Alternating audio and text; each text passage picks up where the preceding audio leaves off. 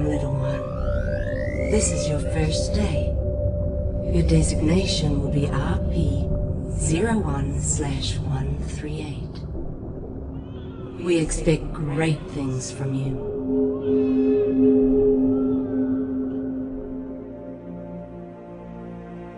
You have been born into dangerous times. A sharp mind can be the key to survival.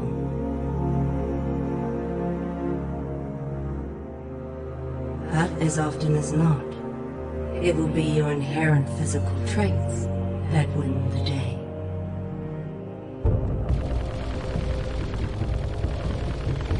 And in this regard, you will be superior to your more common brethren.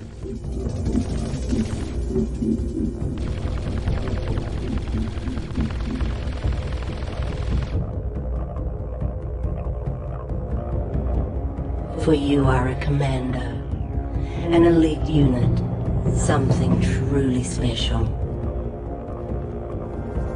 Your weapons, your armor, and most importantly, your brothers.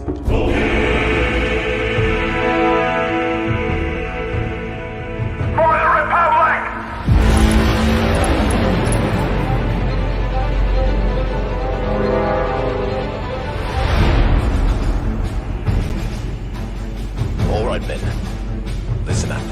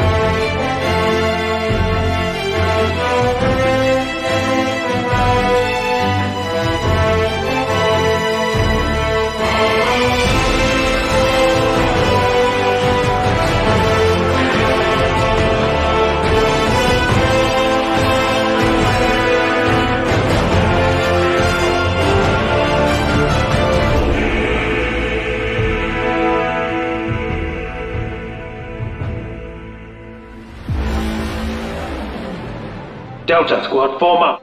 Forming up, boss. What is up, our fellow Republic Commandos? It is your boy Trey of the Bat Channel. We are coming in hot in a galaxy far, far away with the latest episode of Star Wars The Acolyte, Episode 3, Destiny. It's a very controversial episode. I finally checked social media after our watch party the other day and saw some of the reactions going on, and yeah, a lot of negatives. I feel like a lot of people aren't happy. A lot of people calling it the typical Disney stuff I'm seeing you guys talk about in the comments. As always, Super Bro Corey and I like to be positive, but more importantly, honest.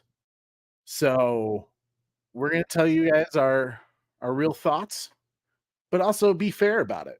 Because if you notice from our watch party last night and our reaction that we had, we were kind of at a loss of words with it. There's some things that I was just like, okay, I'm going to let this process a little bit. I'm going to take some time to sleep on it, think about it. And maybe that's the point, right? Because just like what Zack Snyder, one of my favorite directors, does with his content and his films, is he makes you really question your ideology about those things, with superheroes or science fiction. What he did with Rebel Moon recently, or even the discussions we've had about like films like Army of the Dead, and what other directors have done that are controversial in ways. And we try to see, okay, where are they going with this? What's the purpose? What was the motive behind doing this, taking this route with the story? So I pondered this one a long time. Even my wife, when I, sat down on the couch after the watch party, just sat there thinking about it, she's like, what's up? And I was just like, yeah, it's an interesting episode. I'm not sure how to feel about it yet. Think I'm going to watch it again. I'm going to do some research, and I'm going to try to approach this as best I can. So we want you guys to be honest as well, but if people have different opinions, hey, that's part of it. Every bit of content, I always say, it's a lot of the times it's all opinion, right? Like, we all have different life experiences that make a certain story relative to you, or something that hits you in a different way because of the journey you've been on. And if you like it, awesome. I'm happy for you. If you're paying for the Disney Plus subscription, fantastic. That is what you want. If you're a consumer of the product, you want to be happy with the product. If you're not, it's completely okay to say you're not, as long as we're all respectful about why we like it, why we don't like it, and just come at it through that angle. So we might have some hot takes, whether it was in a positive light that you guys are going to be like, whoa, what?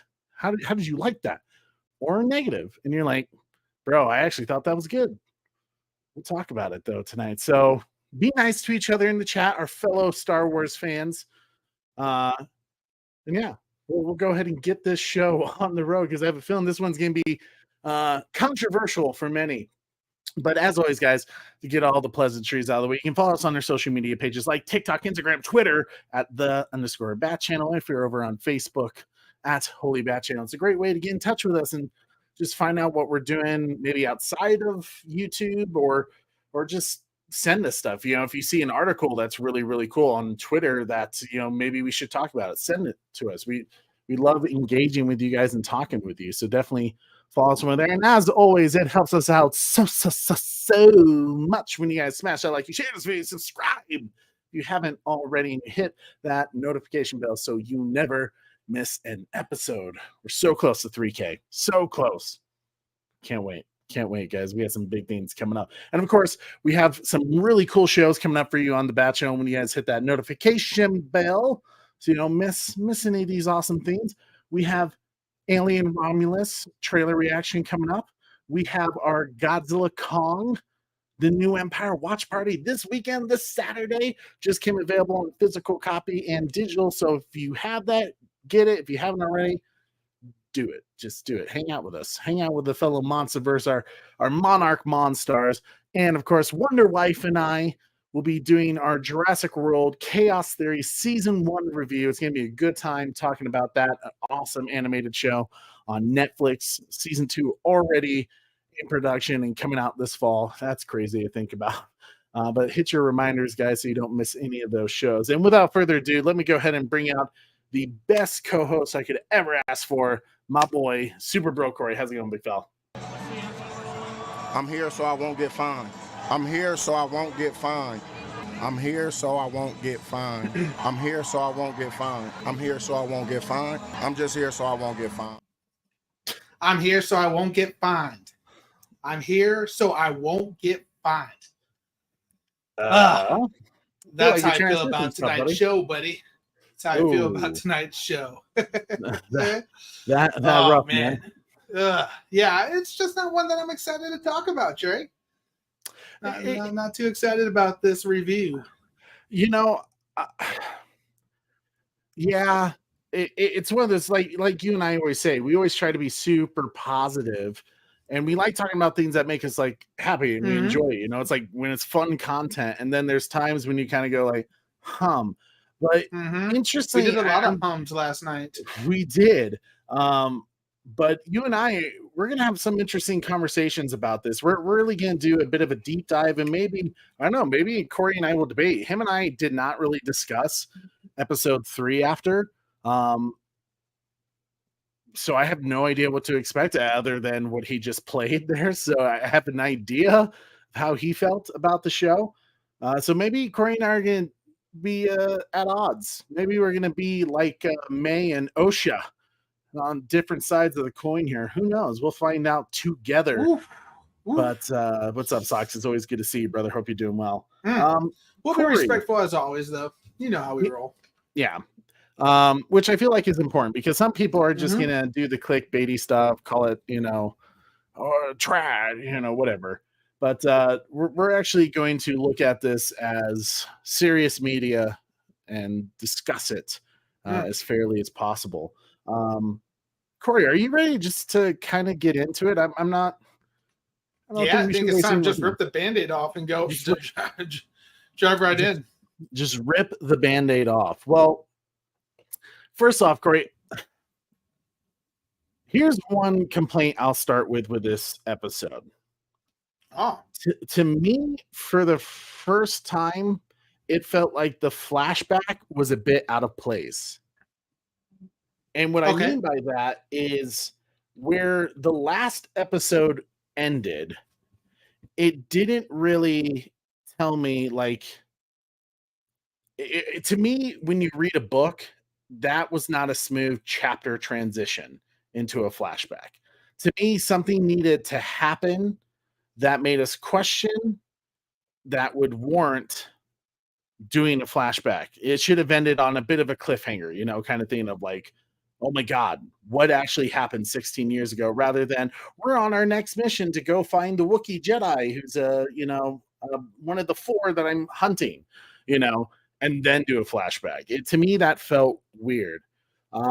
Did you have the same thought process just in terms of, we haven't seen all the show yet, but we had 1, 2 flashback, Yeah, dude, this episode was very disjointed from the other 2. I definitely see how it felt out of place for you there. I was confused when it was like, 16, like, okay, we're just jumping right into it, like, this is okay. I wasn't expecting it that quickly, but yeah, it was it felt like odd timing. Like this whole episode was off. Yeah. And I'll even say that I don't want to give too much away about kind of my overall thoughts yet of this particular episode, because I think you're going to be surprised by how I score it for this particular reason that I haven't shared yet. So make sure you stick around, because I'll explain why, because I think people are going to be like, whoa, okay. So yeah, we start 16 years ago. So we know this is the big event. This is whatever caused the tragedy that May and Osha come from on their planet Brendok. And under the Bunta tree, which we know is that poison they use on this planet for hunting. And in May's case, she recently used on Master Tobin, who drank the poison. And one thing I will say this particular episode did actually an incredible job with, which is mirroring and reflections between our 2 characters, the twins, May and Osha. We start off with Osha, who's looking at this space hummingbird creature thing, whatever you want to call it.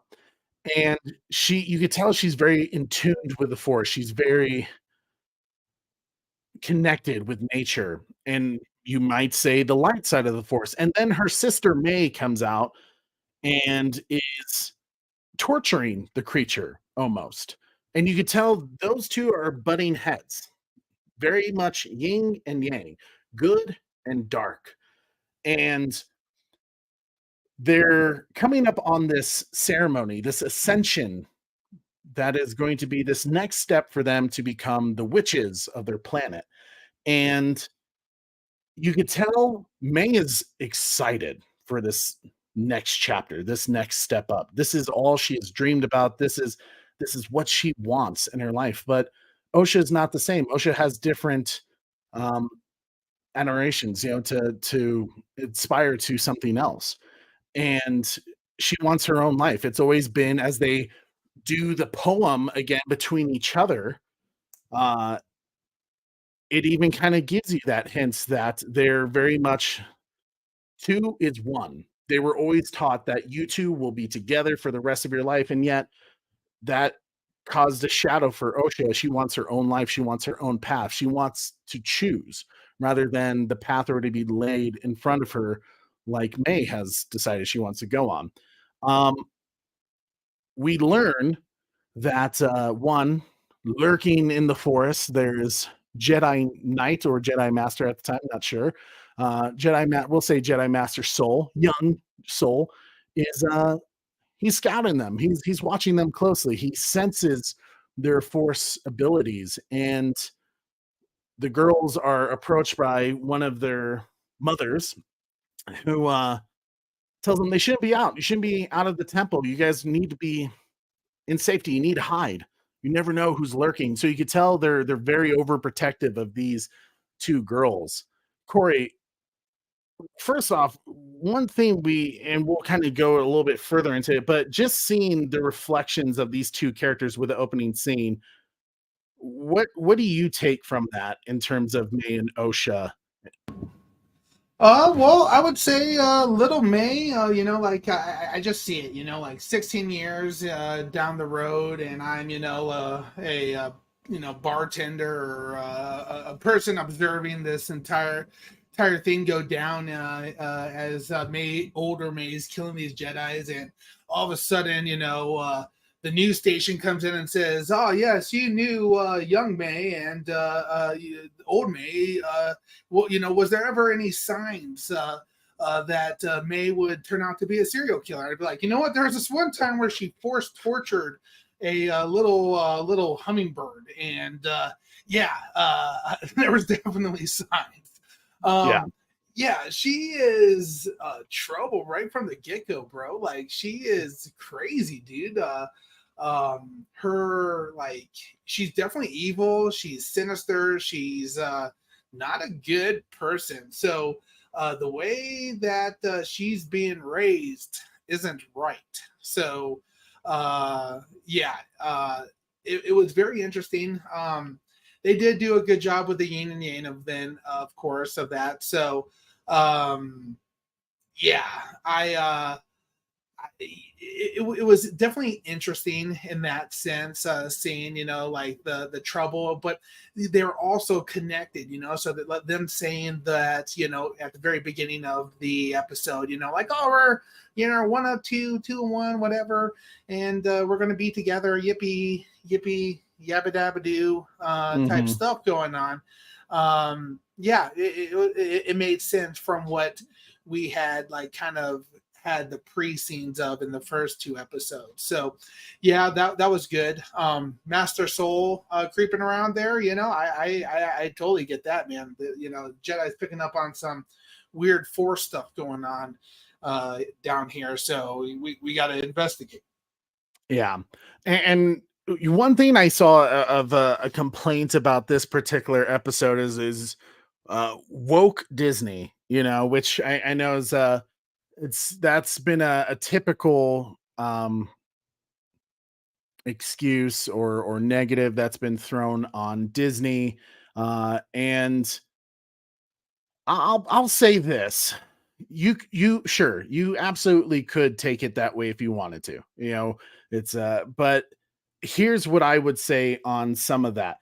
It didn't really faze me much when we were with this clan of women witches that are living in harmony. Because to me, and Corey, maybe you felt this way too, but watching it, to me, I was like, someone really watched the Wonder Woman movie from 2017, because this feels like straight out of Themyscira, and I mean, even there is the scene between the queen, Queen Hippolyta, and the ant. Except it wasn't executed anywhere close to being as well as that was. I would agree with that. It wasn't executed well. This was definitely like in your face, trying to cram some, crap down your throat as well too. Like just pushing it to like, oh, nobody wants us around, so we're gonna go off to this little place, and it was like, what? Like, okay, which it doesn't even seem right, because for the most part, Star Wars as a whole is fairly accepting of just about everybody. Except for droids. Yeah, except for droids. Yeah. To me, that was the confusing part. Is like here they were trying to make this big case of like we've been exiled because of who we are, and it's like for the most part, it seems like this galaxy that George Lucas has created is pretty open to. I mean, freaking Coruscant is just a every species known to man, is there, living in harmony in a way. And to me, it's not so much the fact that they're witches; it's the fact that their powers they are using are dark and unnatural. That they even say, and therefore that's why they've been exiled, is because they're messing with things they shouldn't. Yeah. I would have, probably exiled them as well with some of the crazy stuff that they're doing. They, the Night Sisters, like, don't they even mention about not letting it go to the evil side of things? Like they have more of like a neutral side of things in their lore as well too. So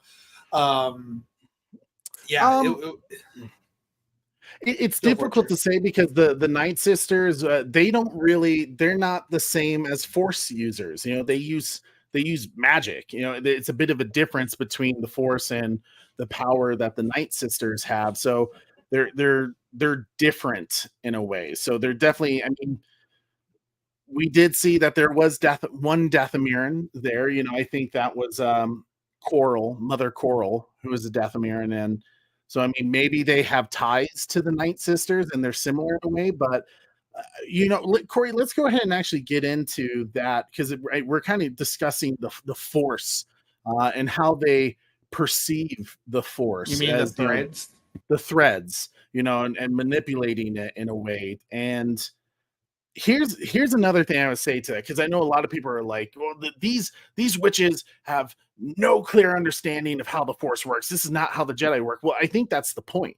This is a part of the story where I'm actually okay with it, because recently I saw the movie, and if you've seen our review for Kingdom of the Planet of the Apes, and I bring up this film for the reason that for the original, for the trilogy that was the Caesar trilogy that they did recently, you see the rise, the legend, and the power that Caesar as a character, as this being, has had on his people, his apes, the rules, the law he has created.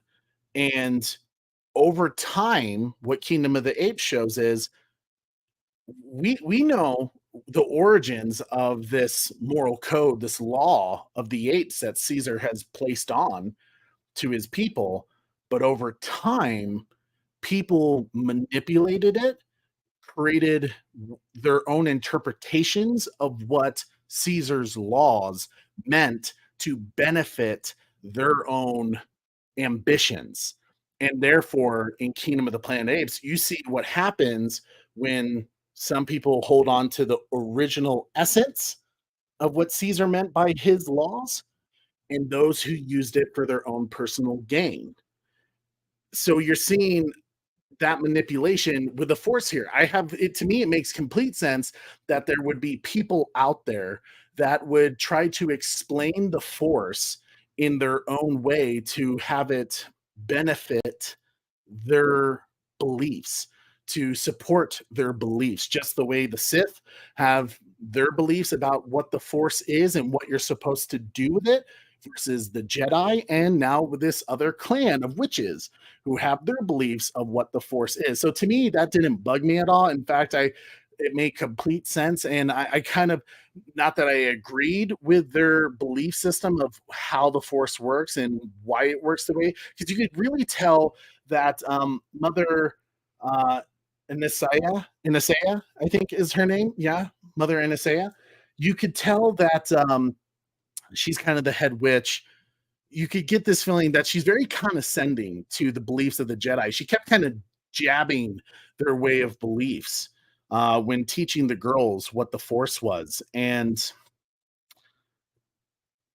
it's very much, you could tell there's a little bit of biasness there. She has a negative view on the Jedi, so therefore she can't, what she teaches those girls, she can't have it match the Jedi. She has to form her own, her own method to the madness, I guess you could say. Corey, what was your But she was particular... also a hypocrite, though, too. That she was like, Yes. "Oh yeah, you can't do this, can't do that," and then like 5 seconds later, she does it. It's like, well, what's going on here? Like her understanding the Force, or threads. She clearly has no clue what she's talking about. Yeah.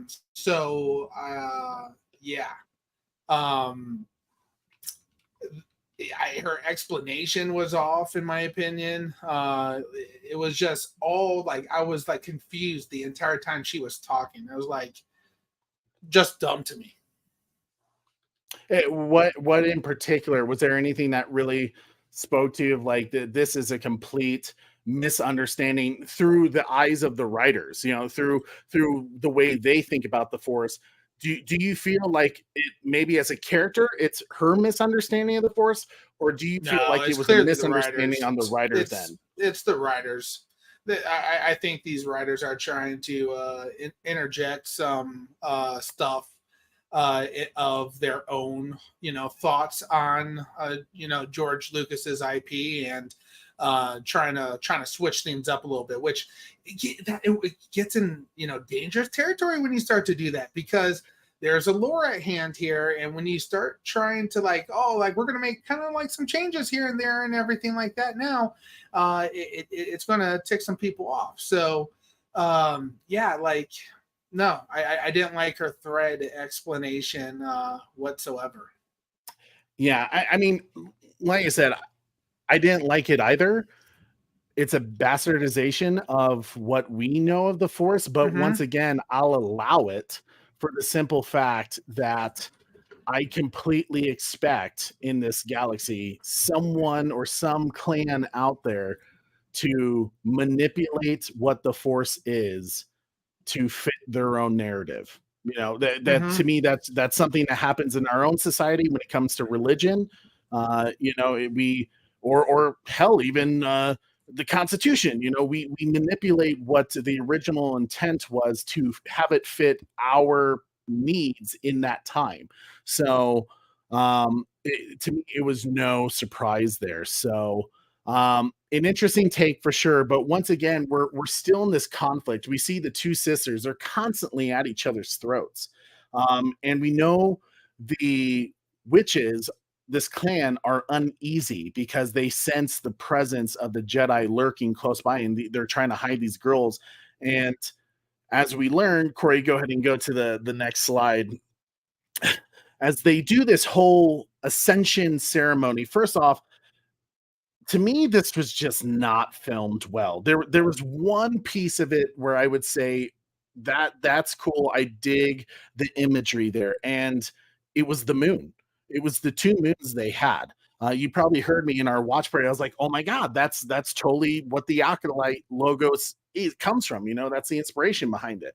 I dig that, and very much it's the imagery of the two girls, right? And if you look closely, one moon or one ring in the logo is blue, the other one's red, and they both kind of match the girls' personalities. One's closer to the Jedi side of the Force, one is more closer to the dark side, the Sith side of the Force. And their whole poem of two is one, that whole shindig. And I don't know, in terms of just weird acting, weird choreography, just a weird scene all around that just felt icky. It just, I don't know why. And I'm not sure exactly what they're trying to convey. Part of me was kind of like, okay, there's some realism here because they're clearly trying to do with the witches kind of what happened in Salem many years ago. And I was like, okay, I could see maybe the historical reflection they're trying to show there with our own U.S. history.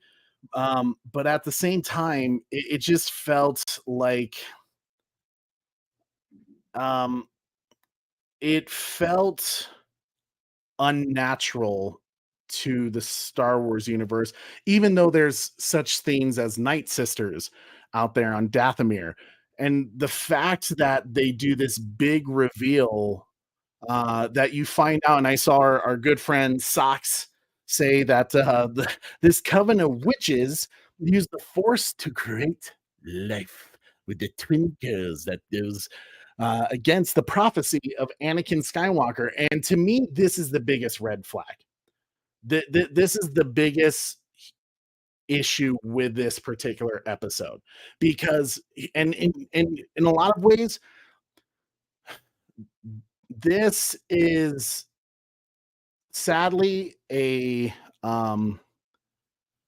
consequence when you do IP, a prequel to an IP that is already of a beloved franchise, and when you try to give your own flair, your own shtick to the story, and you try to do it bigger and better than the original creator of it.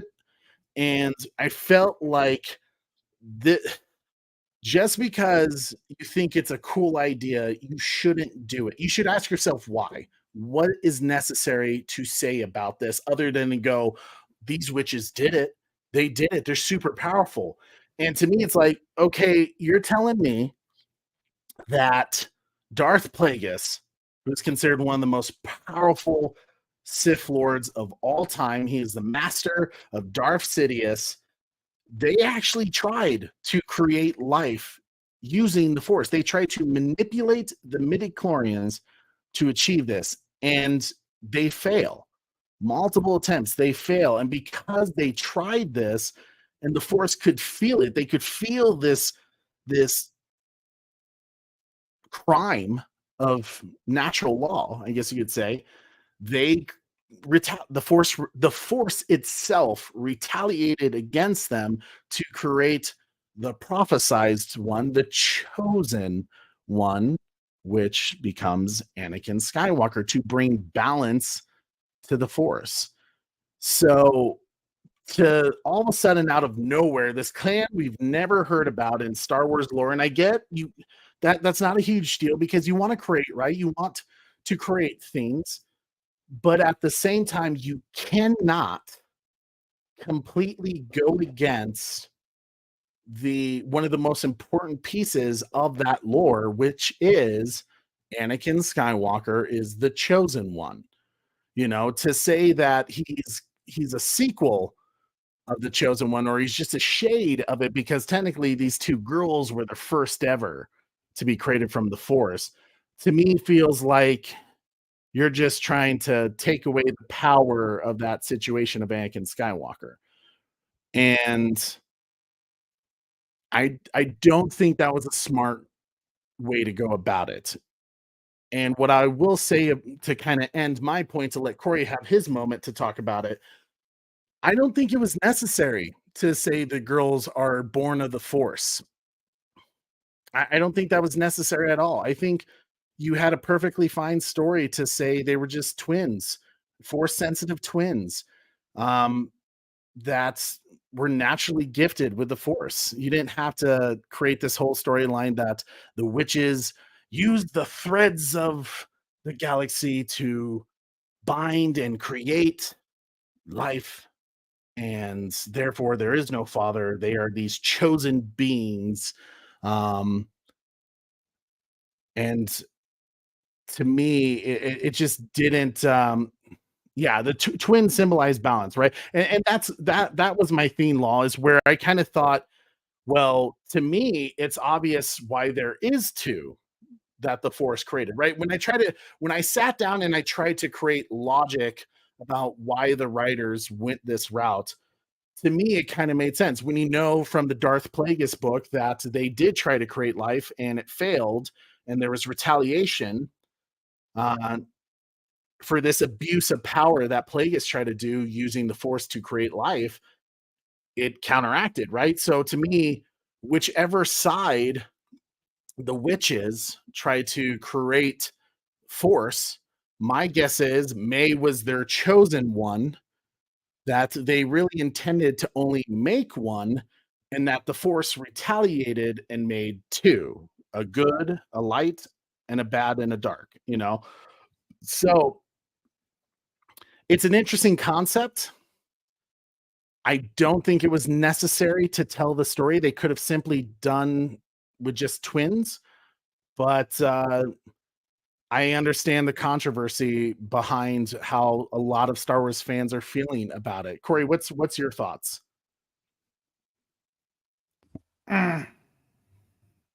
Well, I guess you're here. You're just here so you don't get fined. pretty much. Yeah. So, the whole ritual thing that was going on was super weird, bro. The acting was super weird. The dancing, the moaning, the just they were trying to make it weird, and it's not the actors, it's not the actresses, folks. This whole stupid story about the threads and we're going to conceive kids with the Force now. That's coming from Leslie Headland. And that lady is freaking psycho, bro. And she, they shouldn't have let her get anywhere near Star Wars IP, because she's really, really messing it up big time. I think her biggest issue too is it seemed like she wanted to make it a point to offend Star Wars fans. Yes. She has a big head. She's man, I have some real choice words. I'm gonna try to keep PG here, folks. Keep PG, Corey. Yeah, she's a big-headed beep, and she got away with way too much than what she should have been allowed to do.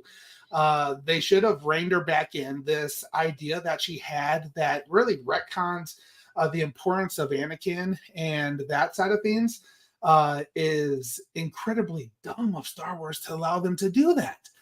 So it's just her, like, you know, in her, like, you know, what her like la la land, rainbow land of culture or whatever world that she lives in real life, is she's now trying to kind of cram feed all of us Star Wars people with her bullshit. And I'm not taking it, bro. Like she's putting some stupid stuff in here, man. Like she's what the hell was she thinking with, you know, allowing Force children to become a thing? That doesn't make any sense. And that's something totally George Lucas wouldn't have been down with being happening before Anakin as well. Well, I mean, it was important that Anakin be the only one, right? The chosen one. Yes. And it has nothing to do, I know things I've kind of heard with what Leslie has said about Star Wars fans, that somehow we're sexist and racist, and those are just those fans, right? The ones who actually do say some shit that like is messed up. But it has nothing to do with the fact that Anakin is a guy. He's the chosen one. They don't call him the chosen man. He's the chosen one. It just happens to be a dude. And if you want to get technical, it's really Luke and Leia that save the galaxy. They're the ones that keep the shit together, and Luke is the one that turns his father back to the good side to kill the Emperor. So really the chosen one became the chosen three, you know. So I don't know. Yeah, but I get why people are upset about this, and specifically this. Like, it doesn't make sense as far as Star Wars lore goes. If we joked about it during the watch party. If we're able to start force making children, why didn't the Jedi start playing around with that years before Yeah. Anakin? Why didn't the Sith play around with this? And then what do we find out? Plagueis is playing around with some of this stuff, right, Trey? And Yeah. that's one of the reasons why Anakin is brought in, because to balance the Force, right? So it doesn't make any sense that some witches that are outcasts are able to figure out a way that some of the strongest people who are known out there as Force users aren't able to do as well. So clearly she is trying to make a point that these her characters are better than everybody else, and it just leaves a bad taste in my mouth. Yeah, I agree with that. And to kind of get back to the breakdown of the episode, as they're going through the ceremony, May obviously ecstatic. She's like, "Yes, I will. I want to be a witch.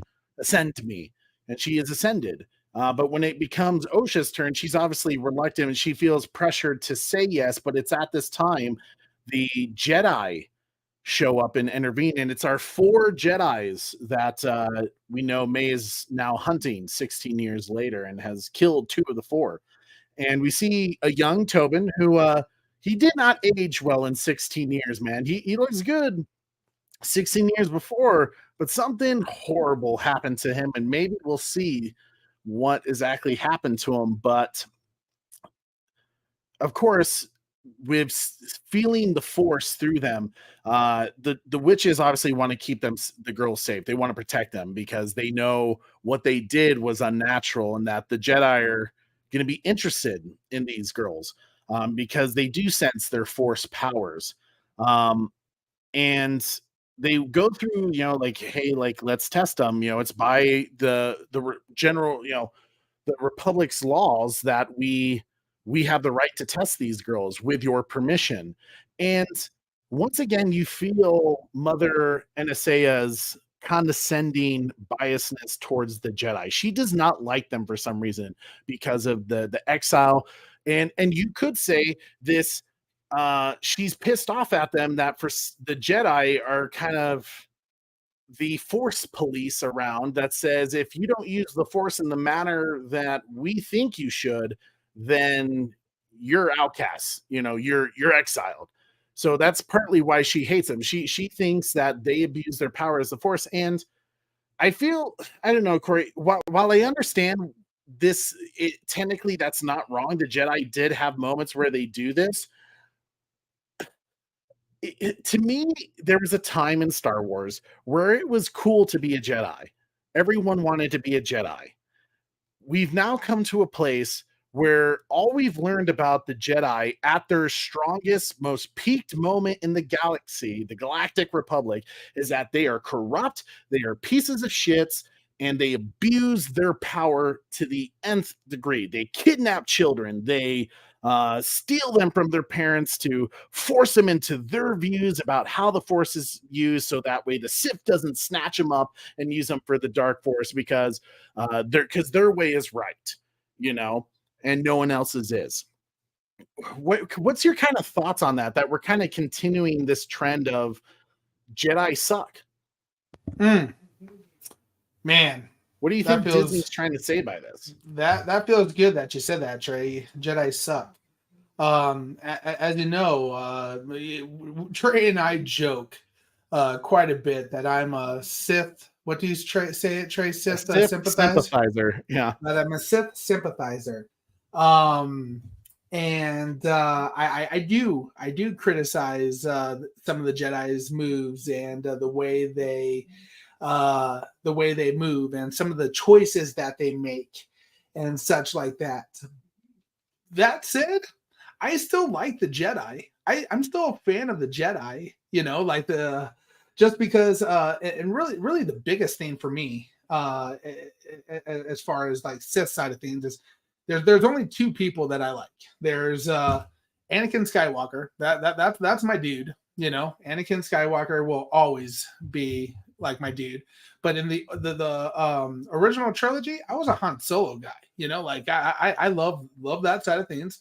But I truly enjoyed Anakin Skywalker's story, the path of, you know, growing up, becoming a Jedi, having some struggles of the Jedi way, turning to the dark side, and then the redemption portion is what I love the most about Anakin's story. So, and I like to give Trey a hard time that a certain person, maybe Obi-Wan, is at fault. I have failed you, Anakin. I have failed you. Most of that comes from that being Trey's favorite guy. So that's boy. He's always been why I like to give Obi-Wan the most amount of crap. But this pissed me off, dude. Like, I am tired of them making the Jedi look like horrible people. Red Hooded Outlaw, you beat me to it. This is exactly what I was about to say. Make Jedi great again. Make Jedi great again. Jedi great again. They're great fantastic. Again. They're wonderful. This is absolutely what we need to do. Disney and Leslie Headland have a personal attack vendetta on the Jedi to try to show that this, great what used to be known as this great thing is really not that good, and they have some shady past, and really they're just the bad guys.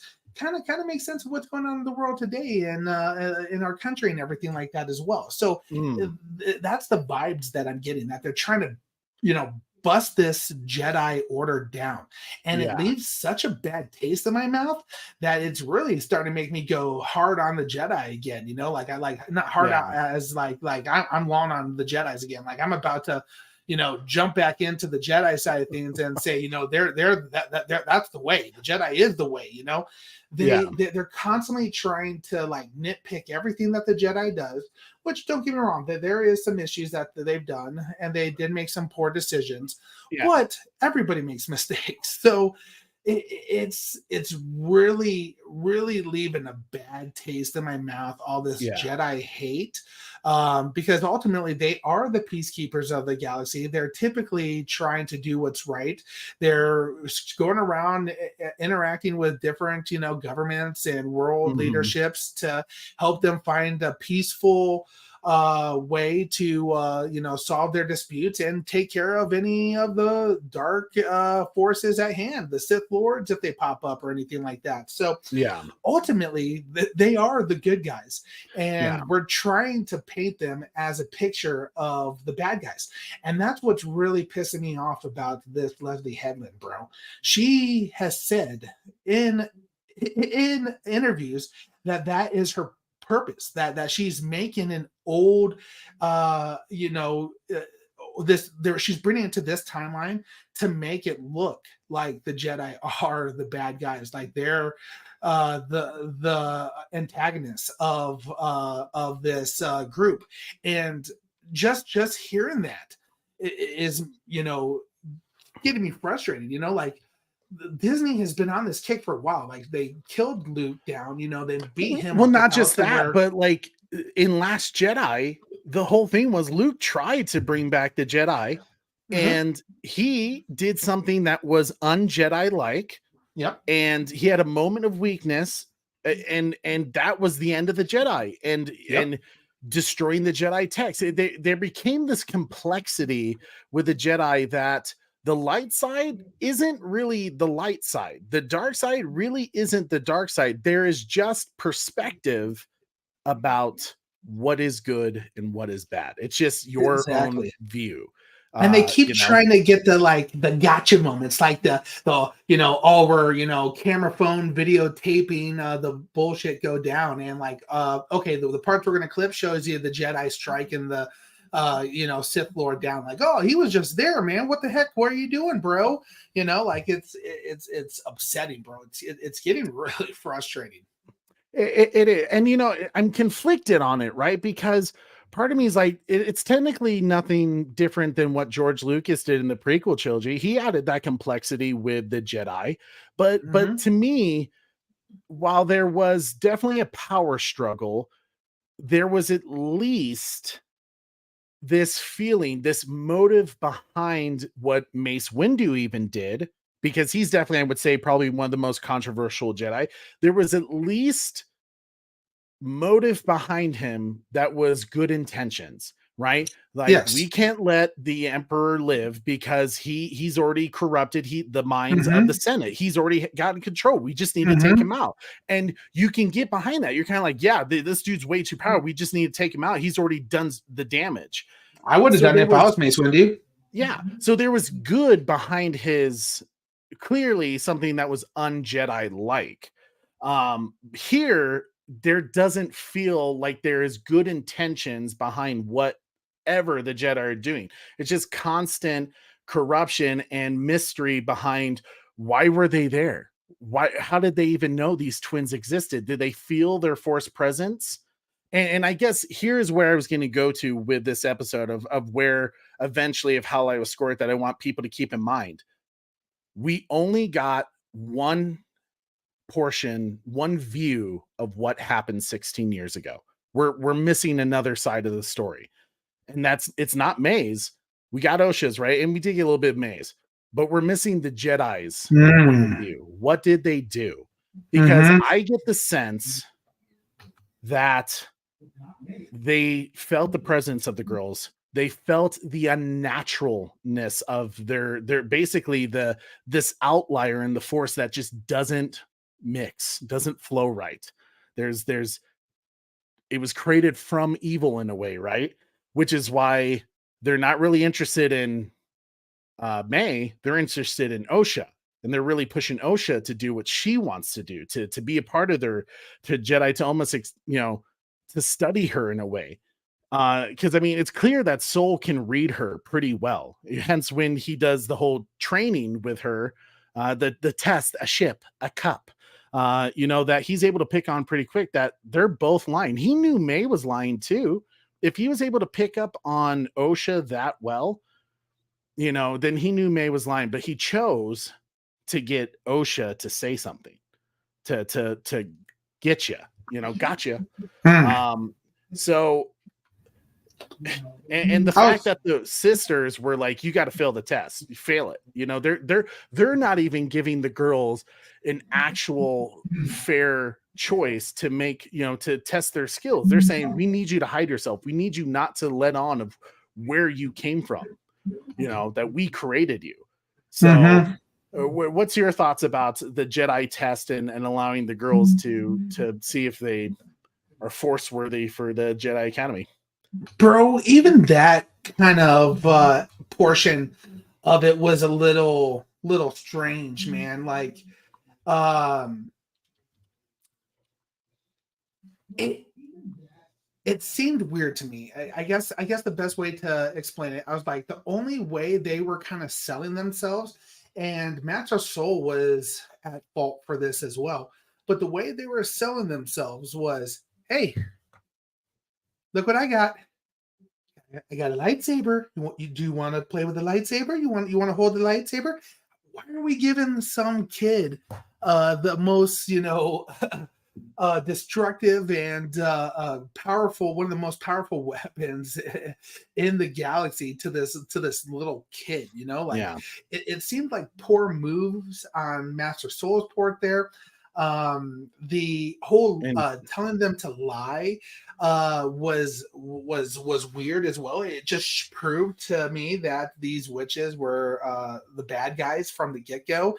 To me, it made me wonder what are the witches planning for the twins? What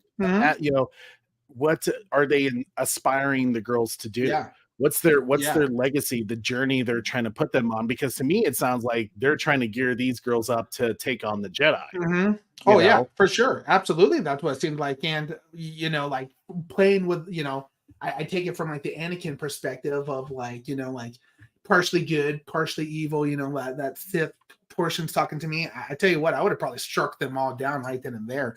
Like, it's time to wipe out these witches now, because they move in the wrong direction, bro, and they plotting. They plotting big time, bro. Which I'm glad you actually brought that up, Corey, because I think that's exactly what happened. Can you pull up our next slide? I think when, and here's, once again, I'm going to give this show a plus, a pro, right? A compliment.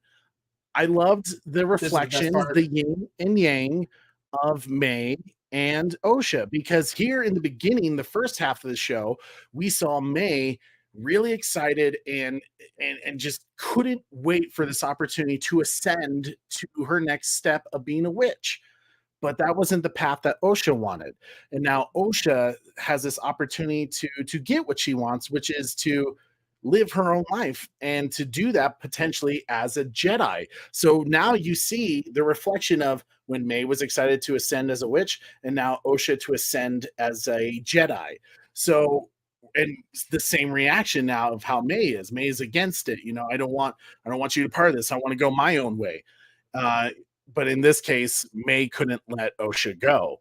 And the promises that Osha made, she knew just to get her sister to stop. But the Jedi, in a way, kind of encourage, you may even say in some aspect, manipulate Osha to say, is this really what you want? I know you're trying to fail the test, but what is it do you want? Do you want to separate from your family and come join us and live and learn to be a Jedi? How is that manipulative of a Jedi, though? But this is how I'm saying how they're writing it, how they're pushing it. They're trying to push it. I don't think this is exact. To me, this especially, they're trying to make a case for the Jedi that what they do in getting these kids is kind of messed up and kind of wrong. And in some aspects of Star Wars lore, there were times Jedis kidnapped kids. That wasn't such a far stretch. They did do some weird things, but at most of the time, from my understanding of the books, the legends, the lores, the comics, the Jedis never did it without permission of the families, or if they believed through 100% certainty that it was for the betterment of, like, basically, for instance, and you could use it in this case, that these witches are clearly doing unnatural side of the Force, the dark side of the Force, and teaching the girls that path, to where the Jedi see that as a threat and a dark evil power, that we need to train these girls how to do the light side. So you could look at it that way.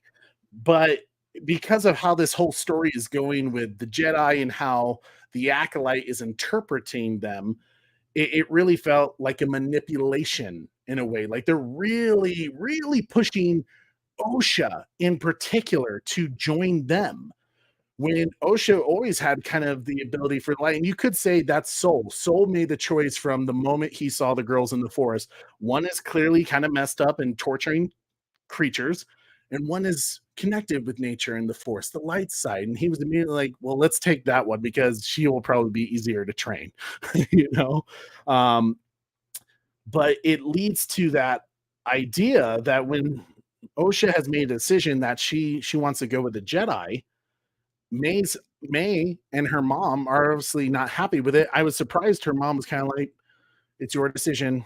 I'll stand by it. I support you, But May was not having it. May is like, we were meant to do this together. This was our prophecy. Our poem means we have to do this. We are one. Born of two, we are one. And May decides to take it in her own hands and somehow burn down the temple. I never seen granite and stone be that flammable before. So, wow. She must, they must be cleaning that thing with some fire starter fluid, I don't know. Whatever they're putting on them bricks to keep them, keep them good quality. Yeah, somehow the entire freaking temple is on fire, and Osha's trying to escape with her life. And you hear an explosion or a collapse that happens and people screaming, which generally tells you, they kind of give you the idea that maybe the temple crumbled because of the fire, which made no sense, and the reactor is damaged. But here's what I think happened, and this is why May is after the Jedi. I think. Well, let me continue on with this of how the episode kind of ends out. Soul is already there. He's already at the temple. None of the other Jedi you can see are there, but Soul is somehow there when all this appears to happen within minutes.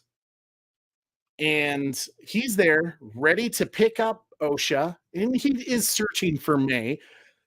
But here's the issue where I have with this episode that makes me think there's something going on with Soul, or it's horrible writing. Soul sees both of the girls. May starts falling. He doesn't even try to force pick her up like he was able to do with Osha in the episode 1. But he grabs Osha. He lets May fall and grabs Osha. Can you blame him though? No, I can't blame him. But to me, it doesn't make sense in terms of consistency. In terms of here is Soul able to force pick up Osha from falling in episode 1 to episode 2. He can't force pick up May and gets Osha. So it leads me to believe two things. One of the two things, right? This is an option here. One, it's possible that it's bad writing. And if that's the case, when we find out by the end of the season, if it was bad writing, or, and Corey, I think you're going to know where I'm going with this. Yeah, Soul I think had you should made a just tell him. choice. Yep, I think you just need to tell him in as well as your theory. Yeah, Soul made a choice. Soul made a choice that May needed to die, and Osha needed to live. So he allowed May to die because Osha was clearly more acceptable to Jedi training. But more importantly, here's my theory. Here's the big Star Wars The Acolyte theory that I have, that I'm getting the sense of. In a previous breakdown, our episode 1 and 2, you heard me say that I think there's something up with Soul. He has a bit of attachment on another level that I haven't quite seen a Jedi have before. And it was even more, it was more evident in this episode too, with his compassion and his heart breaking for Osha when she finds out that her entire family and May is dead and she's basically on her own. I think the Jedi, these 4 Jedi, were out there to scout this clan that they know they've exiled because of their dark use of force power. And when they did something unnatural by creating the girls, they were able to find this clan and saw what they did. And it was from that moment, I think Master and Darna, Trinity, whatever, if I said her name wrong, Trinity from Matrix, decided for this group of Jedi that they needed to take this clan of witches out. That it was time to get rid of this coven because they were doing things that were against the natural way of the Force. And I think they chose to destroy the reactor that killed everybody, which is why May is after them. But more importantly, I think Soul was against it. I don't think Soul wanted it to happen. And he sees the corruption, in particular with the Jedi that are maybe a little up in power with the High Council of the Jedi, that he has decided that the Jedi are corrupt and that they must kill the dream of the Jedi. Because whoever this Sith Lord out there is that's training May as the Acolyte has a different approach about how to go after the Jedi. Kill the dream, right? We must kill the dream, not with weapons, but kill the dream. So I'm thinking Soul, because of this event, I think this is what sets Soul off on this path to actually be against the Jedi, to say they're wrong, to kind of go Count Dooku on them in a way. So that's my theory. I love your theory, and take it, kind of one step further, Trey. What if we later see that Master Soul, while he grabs Osha, he force saves May before she hits the ground completely, and he's the one that's training her on the dark side of things as well. Well, we do know that Jedi don't have to use their hands, in the Disney realm of things. They could just use their minds to stop lightsabers from hitting them. So it's certainly possible Soul could have done that. Yeah, I love your theory, Trey. Like I'm gonna tell you right now, you probably have it pegged. This horrible director, Leslie Headland, hates the Jedi, and she's absolutely going to try to show all the Jedi killed these witches because they were different and they were doing something that isn't right. It's going to show that now Master Soul, he's going to be this kind of gray Jedi that, tries to, mess everything up with both of these sisters and take vengeance on these people as well, too. And, in some ways, I kind of think, I think he might want to be, kind of destroyed as well, Master Soul, so he can, not have to live with this horribleness that the Jedi is and what the Jedi's become. So, yeah, dude, I think you're 100% right. Well, I mean, people are going nuts in the chat. Are they? Oh, cool. I'm glad. It's one of those scenes where I just feel like, like what the butler said of how Master Tobin says they thought they were doing the right thing, and I think the way they thought they were doing the right thing is that clearly this coven was manipulating dark powers of the Force. They did something unnatural, and therefore it was an abomination, and that they could not let continue. So the Jedi, while it was not a very Jedi-like thing to do, they made the hard choice that said, like Mace Windu, we can't let Senator Palpatine go through trial. We have to end here. We can't let these witches continue to use dark force magic to create unnatural life. Therefore, we have to stop them. You know?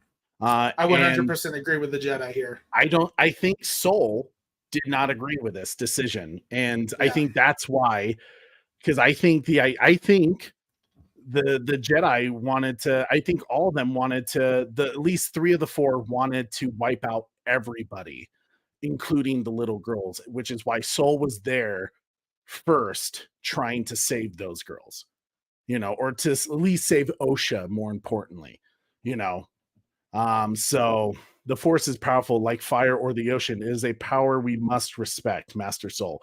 Exactly. And like I said, he's showing a lot of signs that, in my opinion, yes, he's very much like Qui-Gon Jinn, right? He has this peace and understanding. And he even says to, I think, Jedi Padawan Jecki, where she asks him about what happened 16 years ago. And he says, I've already made peace with it, and maybe he's made peace with it because he's made a decision on how he's going to take down the corrupt.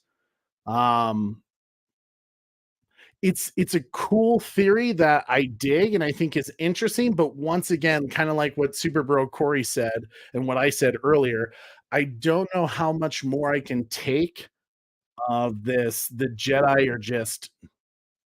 are just a certain viewpoint of how the Force should use, and they happen to be in power or in a place of power that they could tell the rest of the Force users in the galaxy and society who aren't Force sensitive, that says, we're the peacekeepers, we're the powerful ones, we'll tell you how you should use the Force and we'll help you make the laws and keep it that way, which makes us the good guys. When the dark side is like, yeah, love who you want, the power, use it, use it to achieve what you want. From a certain point of view, which side is good or which side is bad? I feel like that's where Disney is trying to get to, where they're pushing this idea to where there's no longer anything that is really light or dark. You know, it's all a certain point of view, and I don't know how much I like that. I think we need to get back to a place with the High Republic 100 years before the rise of the Empire. We need to see what the Jedi were like in a time where they truly were peacekeepers, when they were, at least for the most part, the perfect idea of peacekeepers and But Jedi. that's what Leslie Headland's doing. She's Yeah. trying to push this narrative that the Jedi have always been corrupt, that they've always been bad. Yeah. And it's disgusting. And it makes you, to me, it kind of ruins what makes the prequel trilogy and the original trilogy great, which was it was a story about good versus evil. There were the rebels trying to do the right thing, right? They were trying to gain freedom. And we've even seen it with The Mandalorian, right? Where we've seen this moment where the republic, the new republic, is back with the rebels in charge now, right? Well, they're no longer rebels, but you know, they're in charge. It's not the Empire, and we've seen what they've done with it. It's not exactly peacekeeping. It's not a time of peace. It's kind of corrupted society, corrupted senates. People, like, it didn't change. Nothing was better, you know, other than you didn't have an emperor who would have killed you on the spot, you know, for disagreeing with him. There wasn't a one tyrant. There was, everyone was a tyrant, you know. So it didn't get better after the fall of the emperor. So to me, we've lost the side of good versus evil with Star Wars, and at some point we need to get back to it.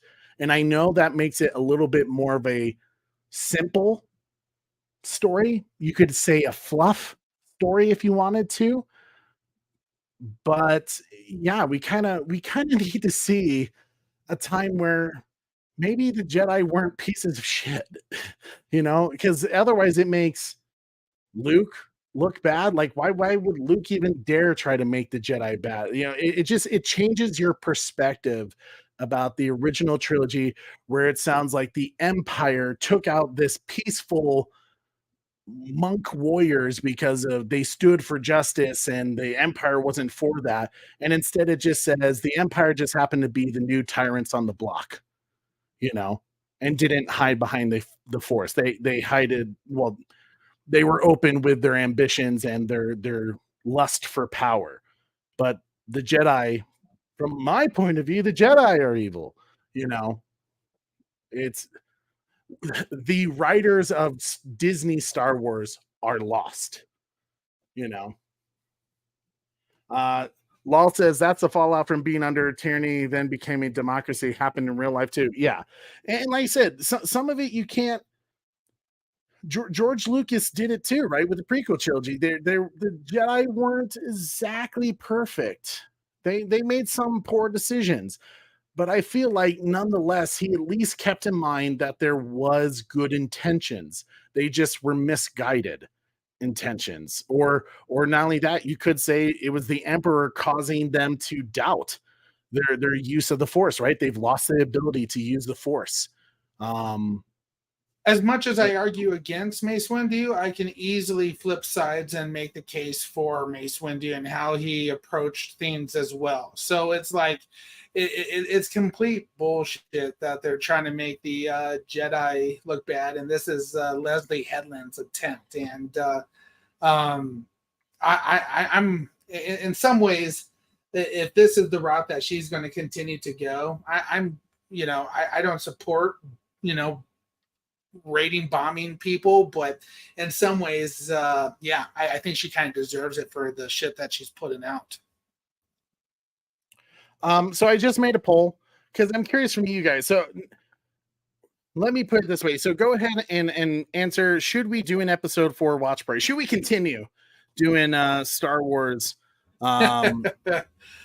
Acolyte content review and stuff like that? I want your guys' honest take, because I don't want to waste our time and I don't want to waste your time.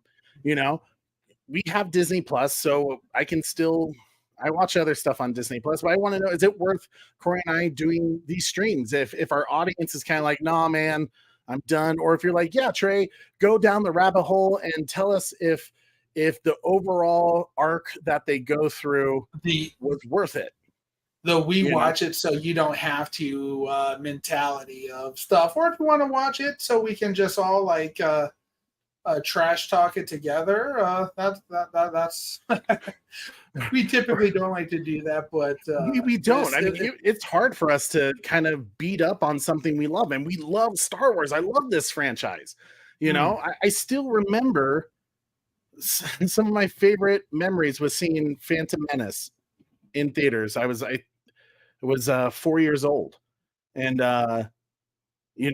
sitting in the front row with my friend Rocco. Dude, if you're watching this, I haven't spoken to him in decades, but if he just happens to find this, Rocco, dude, I remember sitting up front with you. That Duel of Fate scene shows up, and you and I grabbed the lightsabers and we're fighting in the front of the theater, and people were cheering us on, man. That's what Star Wars is, So I really want to hear from you guys. Would you like us to continue reviewing, doing these shows about the Star Wars, the Acolyte? But to finish up on how the episode... Sorry, I was about to say what's funny about this, Trey, is we haven't even gotten through the entire episode yet. Right, yeah. But to finish up, May is supposedly dead. This is where you understand why... Soul believes May to be dead until they see, find each other again. Does he? And why Osha believed May to be dead. She wakes up on board the ship of the Jedi, and obviously heartbroken, and so is Soul. He's heartbroken for her. He's like, you've lost everyone, and if you choose this life, I'm going to take you somewhere safe, a place to live in peace. But if you choose this life, I want to be your master. I want you to be my Padawan. And you could tell, once again, he has an attachment to her on a level that you haven't really seen Jedi have before, which is why I think something's up with him. Or maybe you could say this is where the Jedi got it wrong, right? Even George Lucas said, man, the Duel of Fates wasn't so much, Anakin's fate, whether he lived or died in this space battle. It was the fact that Obi-Wan lived and Qui-Gon died, because Qui-Gon may have been the father figure that Anakin actually needed, that kept him in the side of the light. Or, having Obi-Wan, that wasn't quite what he needed, because Obi-Wan was underprepared to handle someone of Anakin's, magnitude, his power. Who knows? We'll never know, right? We can always theorize about it. Duel of Fates. But we learn May is still alive, as she is seen before the Banta tree, and she's made this decision that she's going to hunt down those who took her family. So she is already under the impression, even though Soul says May killed your family, she started the fire that killed. And there you could tell he kind of hesitates on that. But May is certain who killed her family. It's the Jedi. She's going after the Four. Does she blame them for the simple? Now here's where it'd be like, if it's possible, I'm going to just throw this out there. This could be horrible writing. This is how they could really ruin Star Wars for me in the Acolyte. It could be the simple fact that May blames the Jedi because they showed up in the first place and deterred Osha from going through the ascension to be a witch, to live their happy lives of the power of two, the power of one, power of many. It could be for the simple fact that they showed up and tried to take her sister away, which caused her the anger to burn the place down, which somehow burned stone and eventually led to the reactor or whatever breaking down, and that's what killed everybody. So she blames them for indirectly doing it. If it's that, I will shut off the watch party right then and there. You'll just see me. That's it. Don't watch this show. I'm going to assume positive intent that there's something else going on, and we've only seen half of the perspective of what happened 16 years ago. we need to see what the Jedi actually did, their perspective, what happened. Which I think how they're going to do it is we're going to get, this third episode was a flashback. Our next 2 episodes, I think, are going to be present day. And then I think we're going to get another flashback. And then the final 2 episodes to kind of end out the first Bro, season. we're mid-season next week. Did I count this right? Did I? Yeah. 1, so 5, 6. Wait, no. Episode 4 is next week. 4, 5, 6. Yeah, and then 7, 8. Yeah, so I'm thinking of that right. So yeah, next 2 episodes will be present day, 4, 5. Episode 6 will be a flashback, probably. And then 7, 8 will be the kind of the continuous part 1, part 2 of the end. I don't know. We will see. We will find out together. I'm going to end the poll soon. So if you haven't voted yet, if we should do an episode watch party, or if you guys you've had enough, Disney has ruined Star Wars for you. And you're like, Trey, why would you even waste your time trying to keep up and support Disney for this hypocrisy? I'm here so I won't get fined. I'm here. I'm here so I won't get fined. Corey, how would you rate this episode? Like this. What the fuck is this piece of shit? Yeah. Like that. Dude, the best portion of this episode, the only highlight for me, was this top left photo. That's the best part. All the witches. Oh my god. Yeah. That's the best part of this entire episode. Yeah, dude. This was bad, man. This was not a good episode. Your theory's probably right, Trey. Man.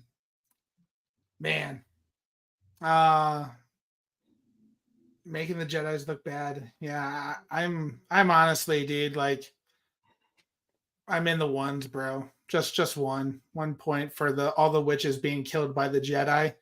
That's the highlight of this one. So 1 point for the Jedis for killing the witches. Good job, Jedis. Team Jedi right there. So yeah, interesting. 1 point. 1 point. Corey's just going 1. Okay. Yeah, that was the one thing that I liked when they killed those witches.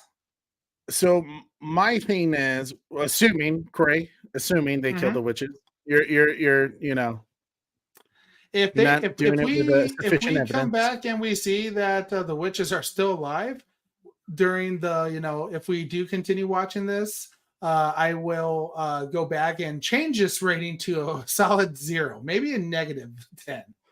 Oh wow. Bad. It was just dumb, bro. It's Leslie Headland trying to play some games, and I'm not here for it. Okay. She sucks. I do think she may have not been the right choice. Dude, she's got to leave the show, because it's sad, partly because you and I were like, based on, if you watch our trailer reactions, you can instantly tell there's no biasness. We weren't like ready to go to hate on this show. We were like, oh, whoa, ooh, this could be cool. This could be really cool if done right, and then seeing an episode like this, and even the previous episodes, we were kind of like, there's some things that are cool, but it's mostly just meh. There wasn't anything outstanding with it. This was an episode that did not help them go in the right direction. It took like 5 steps back. However, I did tell you that my score might surprise you. And I say that because we've only seen a piece, right? We've only seen one perspective of what happened 16 years ago. There's more to this story. I'm hoping. So I'm going to give it the benefit of the doubt with just the idea that I'm pretty sure there's more to this story. We haven't seen everything that happened 16 years ago on this fateful day in Brendok. For that reason, I do think it's still a lesser episode than 1 and 2 for the simple fact of how they just completely took lore and the prophecy of Anakin Skywalker and just threw it out the window because they said they wanted to be cool when it was unnecessary. So therefore, I'm going to give it a 4.2. For the simple fact that there was things I did like the imagery. I did like the reflection of May and Osha. I do still like the mystery that is going around with Soul. That is keeping me engaged with this show. Is Soul. Soul, he got me in the trailers. I was like, I like what they're doing with this dude. Jae Jung Lee is an incredible actor, and there's something going on with him. But if it's just him being a really good actor and they didn't really give him any meat to his story, then I'm going to come back and trust me when I say this could be an episode that drops significantly by the time this season ends, for when we do our rescoring, of how the arc goes. So that's why I may give it a 4.2, which says there's a little bit of faith that at least some of the story will be revealed. There's still some things they messed up. Remember what we said, anything below a 5 is not worth watching. It's not worth watching, right? Out of 4.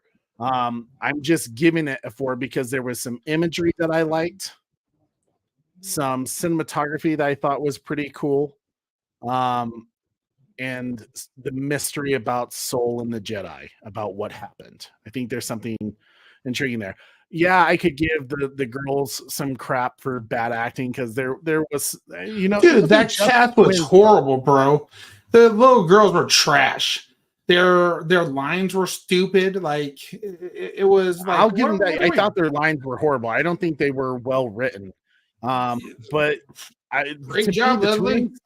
The twins were the least of the problem. It was even just that witches scene when they're doing the ritual was like it didn't, like, you can feel like the actors couldn't take it seriously because I can't believe one of the actors didn't stop and say, "What the hell are we doing right now? This is this is absolutely stupid." The power of many, like. I almost was about to be like during our watch party, do the was it Spaceballs? Oh no, yeah. Or Blazing Saddles. They're like, how long, gay? Yeah. I don't know, man. Just interesting. What is the rest of the audience saying though, Corey? Where are they going with it?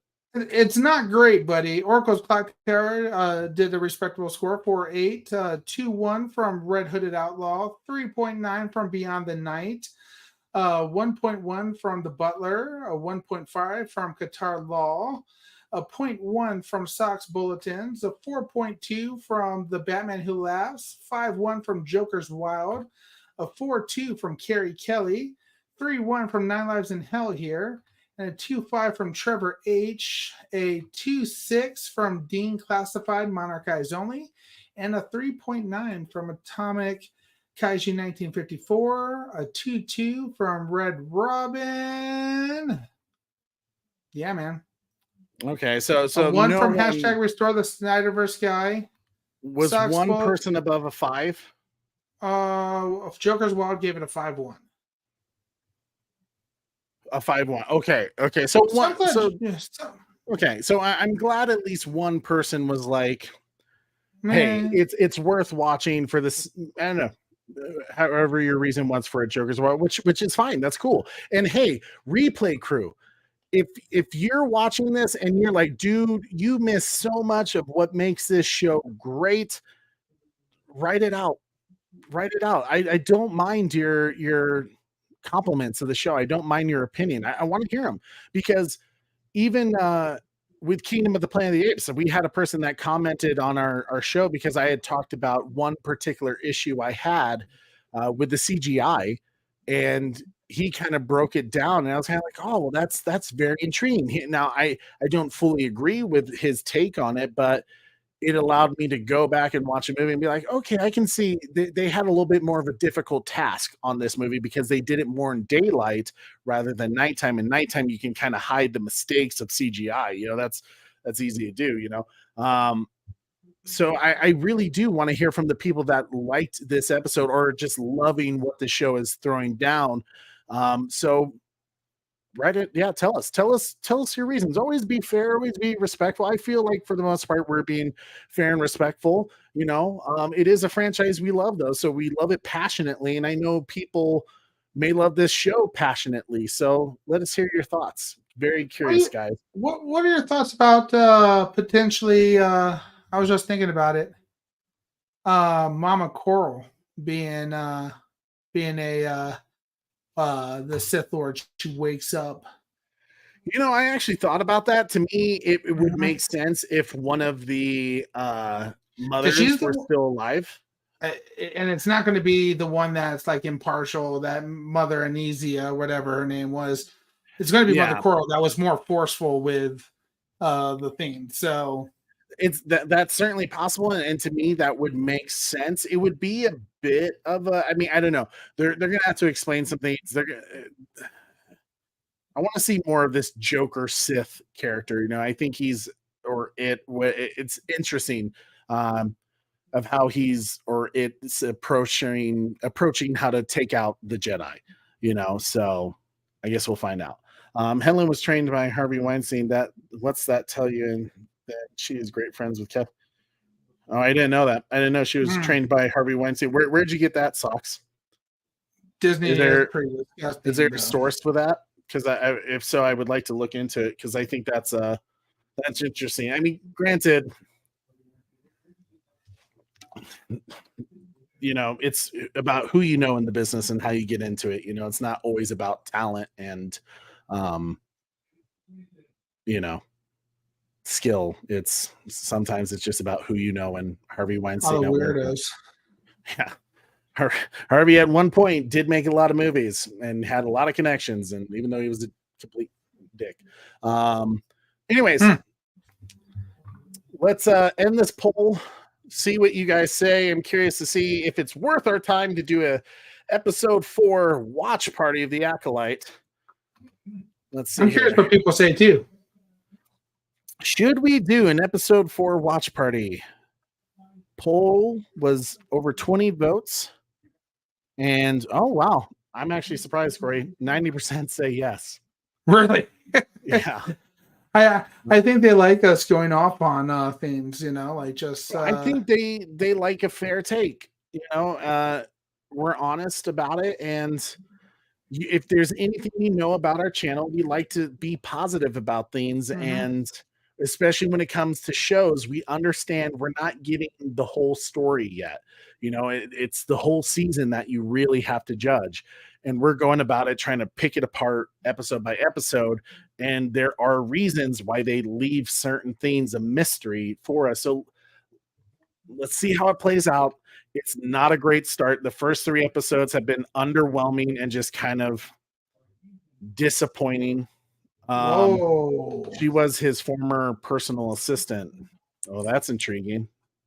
Huh. Interesting, Socks. Appreciate the feedback. I'll look in and do some more research on that and see what her career has been like and what other projects she has worked on. Maybe it'll give me an idea and some expectations of what she plans to do with Star Wars. I'm curious. It makes sense why Kathleen Kennedy then. Yeah, people are posting it. Star Wars hires Harvey Weinstein's assistant to make Acolyte. Oh, wow. Okay. Well, I'll have to look into what else she's done. I'll continue to bash her then. That's for sure. We'll see. Anyways, no restrictions there. That they haven't sucks. Guys, it means the world to me that you hang out with us here talking about the things we do love. We love Star Wars, right? We want to be happy about it. We love DC. We love Jurassic Park. We love Godzilla, which is why we're doing this weekend Godzilla Kong. That actually makes me feel a lot better now, Trey. Does it? I know. It makes me happy too. I'm excited to watch that movie with you guys. And just to have a good time, a chill weekend. watching one of the themes we love, the Monsterverse, baby. And you already know what to do. Smash that like, share this stream, subscribe.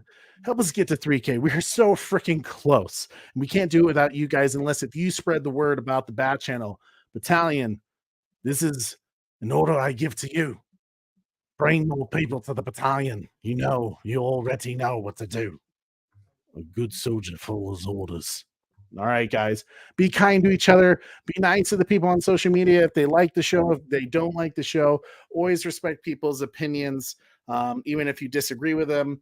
That's part of the beauty. Hedlund, she sucks. Yeah. I mean, it's fair to say that you don't think a certain person's right for the job. Hey, we do that with work. You look at a coworker and you're like, hey man, I don't think it's working out. You go find something that you're talented and you're good at, but this ain't for you. Maybe this is not for Leslie. Maybe she needs to find something else. So something. You're ruining Star Wars. Stop it. Just stay away from Jurassic Park, Monsterverse, DC. Well, actually, you can go over to James Gunn's DC. Just not this. But guys, thank you so much for hanging out with the Bat Channel. We appreciate you. We love you. Don't forget to comment. Maybe comment your favorite part of this stream after the show. And we'd love to hear you guys' thoughts. But thank you so much. We'll see you on the flip this Saturday in our Jurassic World Chaos Theory Season 1 review. Guys, I am Trey with Super Bro Corey. And don't forget to tune in weekly. Same bat time. Same Bat Channel. See you later, guys. Have a good night, everybody. Be nice to each other.